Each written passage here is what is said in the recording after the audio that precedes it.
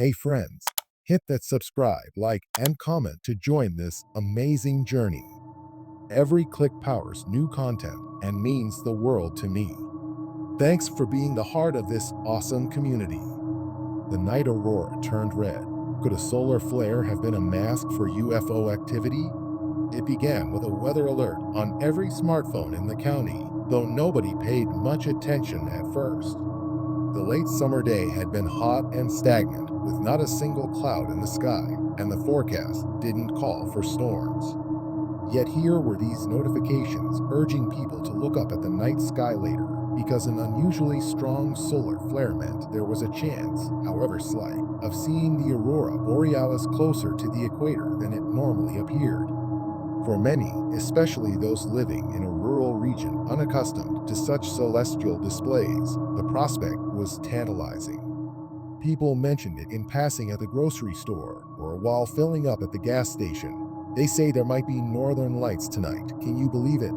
The excitement was subtle but real. By dusk, local news stations had run special segments about the solar storm. They discussed what a coronal mass ejection was, how it traveled through space, and how the charged particles could spark a light show as they collided with Earth's atmosphere. Scientists on camera explained that any sightings this far south would be rare, but the intensity of the flare made it possible. Homeowners who rarely ventured outside after dark prepared for a night under the stars, while astrophotographers dusted off their tripods in anticipation. Kids in pajamas gazed out windows in the hope of seeing flickers of green and gold dancing on the horizon. All of this, of course, was overshadowed by the fact that what happened that night would go down as one of the most peculiar and hotly debated events in modern UFO lore. Some would chalk it all up to mass hysteria triggered by an unexpected natural phenomenon, while others would swear they had experienced an encounter that defied rational explanation. No matter where one stood on the spectrum of belief, the story became a staple among conspiracy circles and mainstream scientists alike, with each side fiercely interpreting the evidence to fit their own narrative. It started innocently enough. Around 9 in the evening, a faint glow appeared in the northern sky. In the small town of Laverne, perched on the edge of farmland and forest, folks climbed onto porches and rooftops to watch. A gentle hum of excitement buzzed through the community. One family, the Hawthorns, set out lawn chairs in their backyard, bundling themselves in light jackets because the temperature had dipped unexpectedly. Glenn Hawthorne, the family patriarch, had a passing interest in astronomy, so he had set up a small telescope on the grass, more for novelty than serious observation.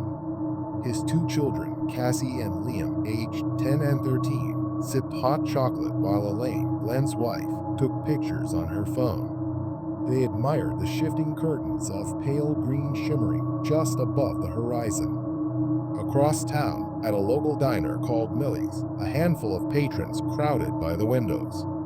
The place was known for its late-night coffee and fried pies, so the staff didn't mind if customers lingered longer than usual. "Hey, look, you can see it starting," someone exclaimed. People pressed their faces to the glass, chatting about how it wasn't often they got to see the northern lights. A few teased each other about how the sun must be angry, flinging solar flares at Earth. Millie, the diner's owner, calmly refilled coffee cups and said she'd seen an aurora once when she was a girl. But not that bright, she admitted, eyeing the horizon. Far away from the modest glow of the diner's neon sign, in a more secluded area, lived Bill Watkins. He was known around town as something of an eccentric, always tinkering with homemade radio equipment.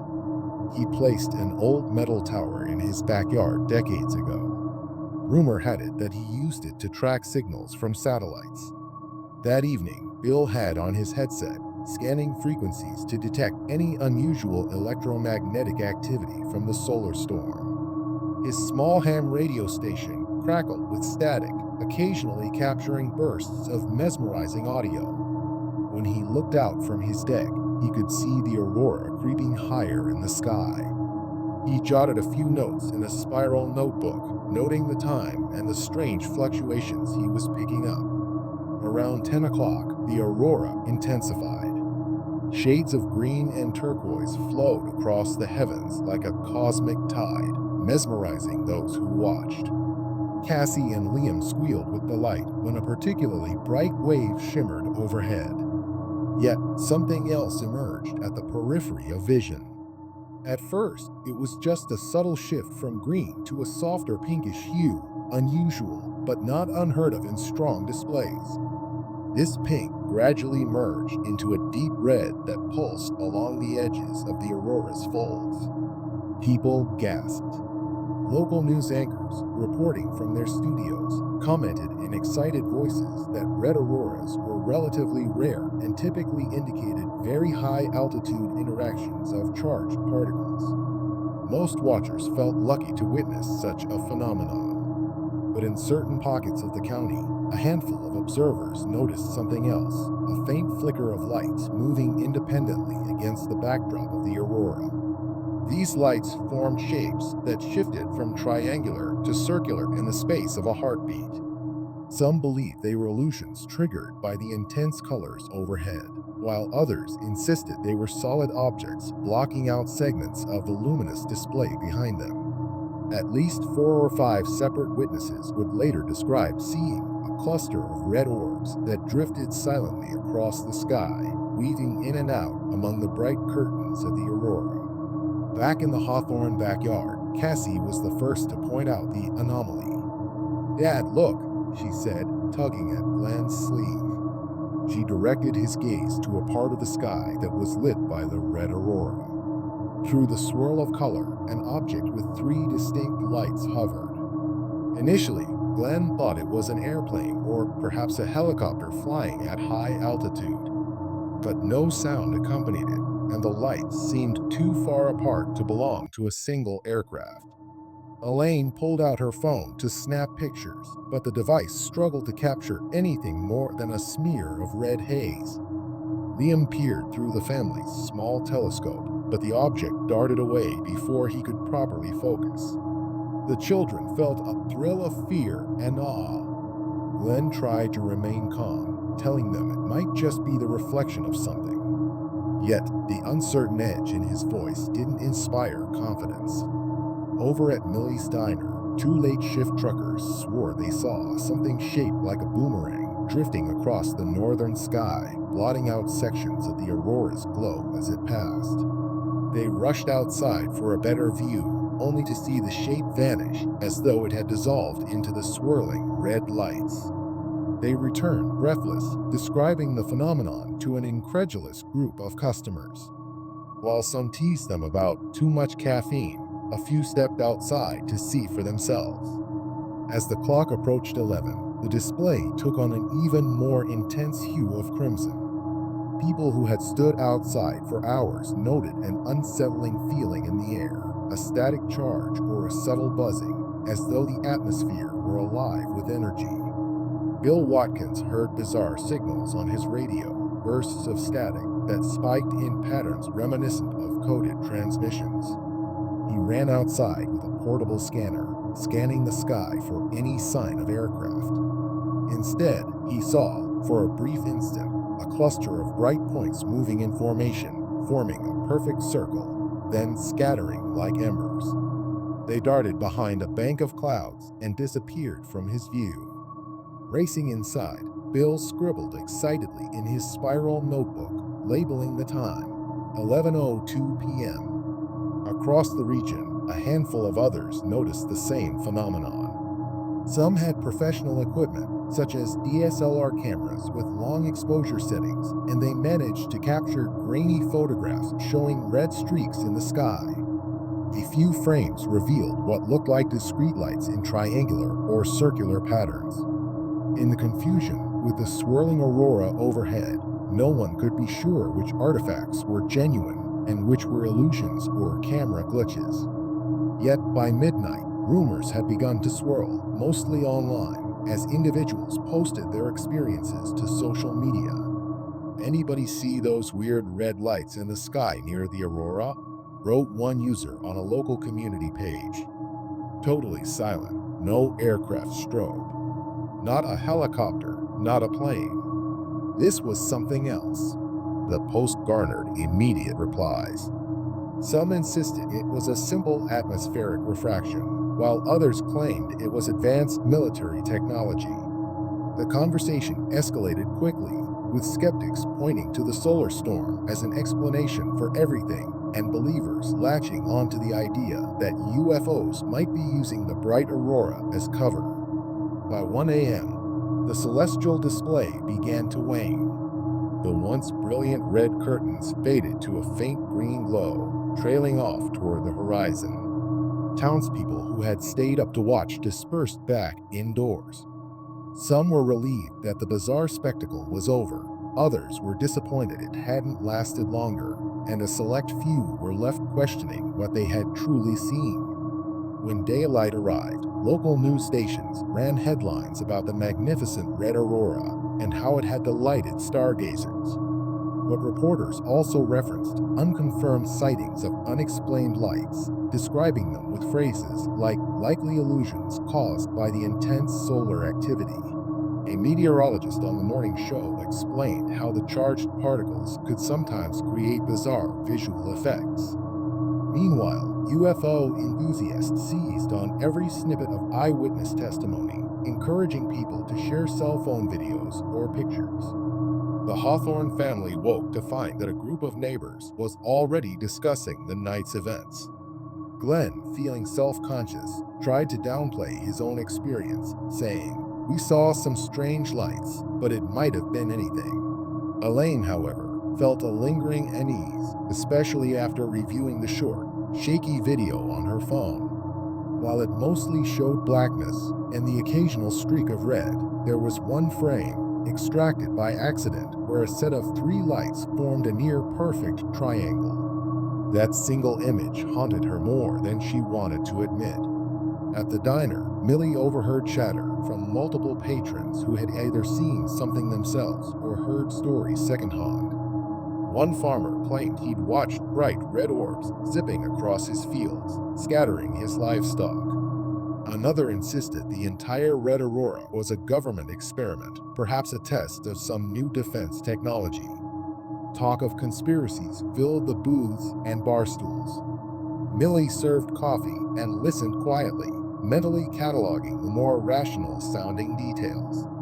As the day wore on, Bill Watkins devoted himself to analyzing the radio recordings he had captured during the peak of the solar storm. He replayed certain segments over and over, straining to hear patterns in the static bursts. One portion, lasting about 30 seconds, held a series of regular pulses that seemed more organized than random noise. Bill tried applying different amateur signal decoding software to no avail. Though inconclusive, the experience left him convinced that something beyond mere atmospheric disturbance had occurred.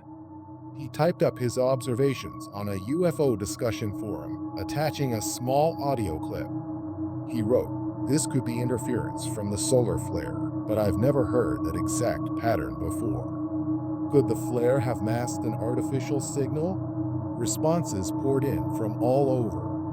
Some ridiculed him for interpreting random static as alien transmissions. Others found the audio intriguing and requested further data.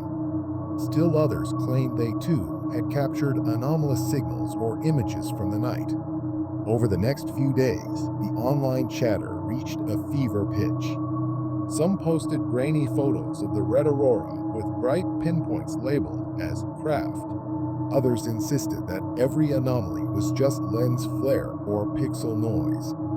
Scientists weighed in, with astrophysicists explaining that red auroras can be caused by excited oxygen atoms at high altitudes, which is not unheard of during strong solar storms. They also pointed out that the human eye can be fooled by patterns of light, especially under unusual atmospheric conditions. Even so, within days, a segment on a national cable news channel featured an astrophysicist who said, "A strong solar storm can absolutely create illusions in the sky, but that doesn't necessarily explain discrete objects people have reported." The speculation continued. 2 weeks later, The event might have been relegated to local legend if not for a startling development. The official website for the local Air Force Base, located 100 miles north, released a brief statement confirming that the base had noted unusual radar returns coinciding with a solar flare. The statement was terse and carefully worded, implying that highly charged atmospheric conditions could create false readings. It offered no mention of UFOs or unidentified aerial phenomena, but the mere acknowledgement of unusual radar blips fueled the speculation. To UFO believers, it was proof that something more than a natural light show had unfolded. To skeptics, it was a normal side effect of a solar event. Regardless, the statement catapulted the story back into the public eye. By now, many in the town were exhausted by the conflicting rumors. Some people swore they had seen genuine craft. Others felt embarrassed admitting they had been spooked by illusions. The Hawthorne kids turned the whole thing into playground chatter, with Liam claiming bragging rights for having almost focused on an alien ship through the telescope. Cassie doodled swirling red skies in her art class, depicting giant triangular shapes hidden among the auroral folds. Their teachers, amused, asked politely if the kids wanted to talk about that night in front of the class. Cassie declined, too shy. Liam relished the attention, recounting every detail he could remember. Elaine found herself waking up at odd hours, thinking about the fleeting image of those three lights. She'd asked Glenn if it might have been a passing plane, but he always responded with half-hearted shrugs. During a routine grocery run, she bumped into Bill Watkins near the produce aisle. They had only met a few times before, but they struck up a conversation about the strange signals he'd recorded. Bill's eyes lit up as he described the patterns, how certain pulses seemed almost rhythmic.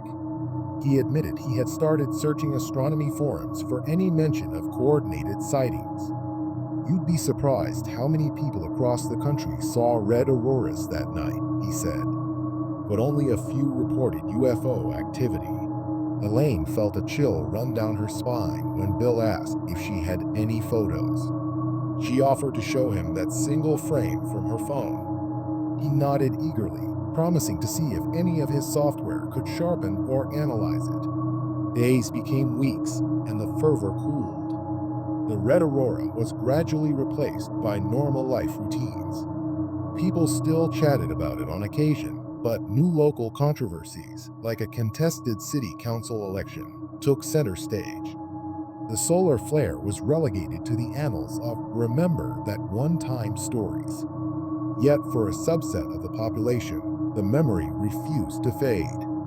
These were the folks who had seen something they couldn't explain, or who found themselves drawn to the notion that the solar storm had acted as a convenient smokescreen for more mysterious phenomena.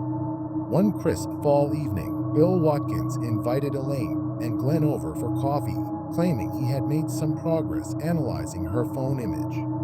The Hawthorns, curious, hired a babysitter for Cassie and Liam. They drove to Bill's modest home, set back from the main road, surrounded by tall pine trees and bristling with odd antennae. His living room was cluttered with radio equipment and old, dog-eared technical manuals. He ushered them into a small study where a desktop computer whirred quietly. On the screen was a heavily zoomed-in section of Elaine's photo. Bill pointed to three glowing dots, arranged in a triangular pattern, each a distinct shade of red, though the rest of the image was pixelated beyond recognition.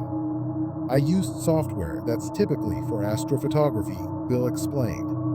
"Enhanced the contrast, tried to remove some noise. It's still inconclusive, but those lights form a precise triangle. Not exactly symmetrical, but definitely not random." He paused, tapping the screen. "See how these two are aligned perfectly horizontally, and the third is offset? That's consistent with some kind of structured object, possibly rotating." Elaine inhaled sharply, remembering the moment she'd captured that shot. Glenn frowned, asking, "But couldn't it just be the aurora itself, or maybe some lens flare reflecting off the phone camera?" Bill shrugged. "Possible. but I've tested lens flare patterns before, and they don't usually arrange themselves in a triangular formation like this. Also, the color intensity is slightly different than the background of the aurora. It's a deeper red, not the same shade we see in the sky. Could be a coincidence, or it could be a separate light source. Glenn rubbed his temples, clearly conflicted about how much to read into it.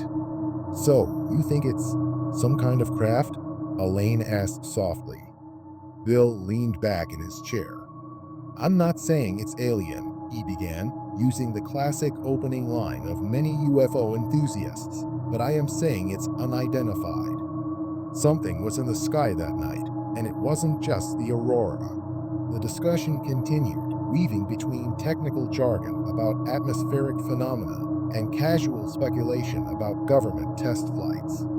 By the time the Hawthorns left, they felt even less certain of the truth, but more convinced that what they saw was not simply an illusion. As the story circulated, a few local groups tried to organize a small skywatch event on the outskirts of town, hoping lightning would strike twice in the form of another cosmic display.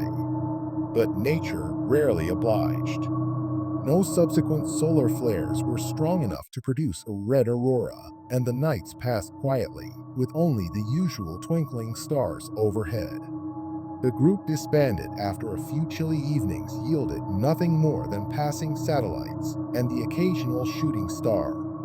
Outside the region, the Red Aurora event became fodder for a handful of sensational documentaries. One show, titled Cosmic Veil, Hidden in the Aurora, dramatized the sightings with ominous music and reenactments of swirling red lights, portraying them as definitive proof of UFO infiltration. Another, more science-based series offered a balanced look, interviewing both meteorological experts and eyewitnesses. In that particular episode, Bill Watkins made a brief appearance, explaining his radio recordings and showing the camera a snippet of Elaine's enhanced photograph. The narrator concluded with the line, was it just an extraordinary display of nature, or was something else lingering behind those crimson curtains of charged particles? Debates continued online. Skeptics maintained that everything had a plausible explanation. Advanced drones, illusions from solar-charged upper atmospheres, or simply the human tendency to see patterns in chaos. Believers pored over every shred of evidence, trying to connect these sightings with broader UFO sightings reported around the world. They noted that many historical accounts of UFOs mention bright, shifting lights in the sky. For them, the Red Aurora was a perfect cover for craft that sought to remain hidden. Why not slip through the sky when everyone's attention was on the brilliant colors? As months turned into years, references to that night still popped up occasionally in local conversation, especially whenever the sky turned stormy or a meteor shower was predicted. The Hawthorne children grew older, their recollections shaping into half-nostalgic, half-eerie anecdotes shared with new friends or cousins at family gatherings. Cassie, especially, insisted that the triangles she glimpsed were absolutely something real, though she couldn't say what. Liam, a budding tech enthusiast, spent time analyzing that old phone video frame by frame, trying to apply new image software to see if he could tease out more detail. He sometimes posted his results to online UFO forums, receiving a flurry of excited comments and theories. In the broader UFO community, the night aurora turned red became a minor classic, akin to other well-known incidents, although it never reached the same level of fame. People who delved into the details found an abundance of eyewitness accounts describing silent lights, triangular orbs, and swirling shapes that didn't match conventional aircraft. Yet, they also found equally many skeptics, debunkers, and scientific explanations. Over time, new sightings and controversies replaced it in the headlines, leaving the story to settle into the dusty archives of the unexplained. Still, in Laverne itself, references to that night never quite vanished. A small mural appeared on a wall near the town's library, painted by a local artist. It depicted crimson swirls in the sky, with subtle shapes hidden among the brushstrokes, triangles, circles, orbs, each left to the viewer's interpretation. Occasionally, someone would stop to take a photo of the mural or ask the artist if they believed in UFOs. The artist would only smile and say, "I believe the sky is full of wonders we don't always understand." For those who experienced it firsthand, that wonder lingered in quiet moments. Elaine sometimes found herself gazing at nighttime skies, remembering the hush in the air when the red aurora danced overhead. She still had the single frame of 3 lights saved on her phone, transferring it each time she upgraded devices. Despite never fully embracing the idea of aliens, she also never dismissed it outright. The memory, too vivid to ignore, became a personal riddle that only she and her family could understand. In the end, the question of whether the solar flare was merely a spectacular natural event or a cloak that allowed unidentified crafts to traverse the skies remained unanswered. The official narrative, as repeated in science journals, explained that intense solar activity could cause colorful auroras, illusions of movement, and anomalies in both photographic equipment and radar. Believers continued to gather anecdotal evidence suggesting that multiple crafts, perhaps otherworldly, had seized the opportunity to hide among the glowing curtains of charged particles. They argued that the red hue was more than just oxygen atoms reacting at high altitudes. It was a smokescreen orchestrated by intelligence beyond our own. And maybe that was how it was always meant to be, a story caught between the realms of science and speculation, inviting anyone who heard it to look up at the night sky with renewed curiosity. For every plausible explanation, there was an equally gripping possibility that transcended ordinary experience. People who had stood in their yards that night, jaws agape at the crimson spectacle, recalled the tingling on their skin, the hush that enveloped the whole town, and the fleeting shapes that moved with deliberate intent. Whether those shapes were illusions or something more, the sense of awe was real, bridging believers and skeptics alike.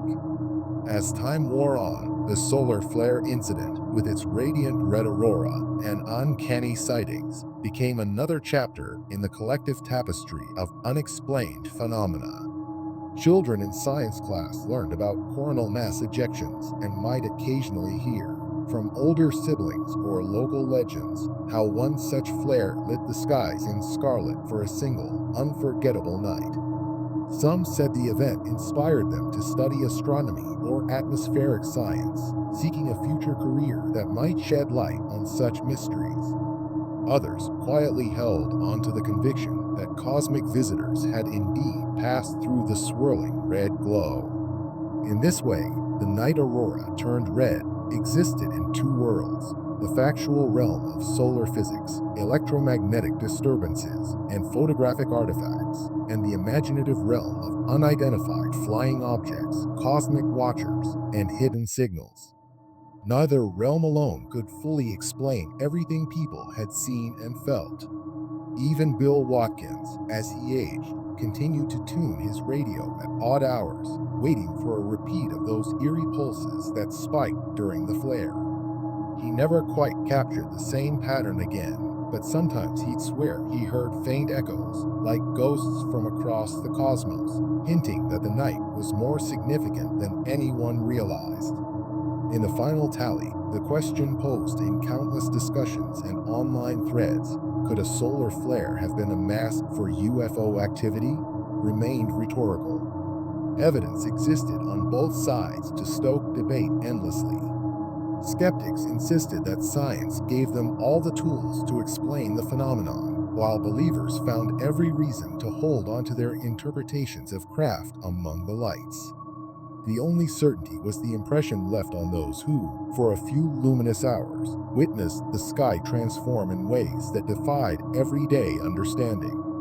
The memory of that intense red glow, the hush that fell upon the land, and the shapes drifting silently overhead, real or imagined, embedded itself into local lore, never to be fully forgotten. And for many, That lingering possibility of cosmic visitors hidden behind a shimmering veil of Aurora was more compelling than any neat conclusion could ever be.